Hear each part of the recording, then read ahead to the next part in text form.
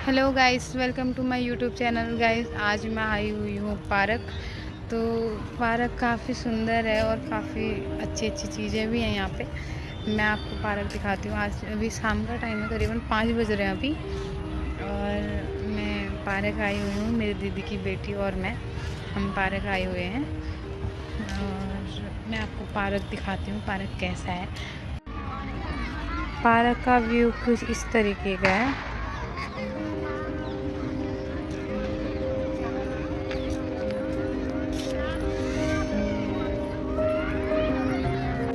Mind fresh करना है तो आप पार्क में आ जाओ, आराम से बैठो, लोगों से मिलो, नए नए लोगों से, और बातें करो।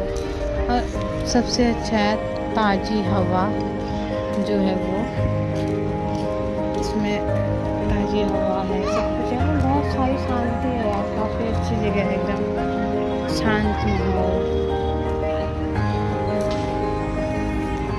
गाइस, इस वीडियो को यहीं पे एंड करते हैं। अगर वीडियो आपको अच्छी लगी तो वीडियो को लाइक करें, शेयर करें एंड सब्सक्राइब करें।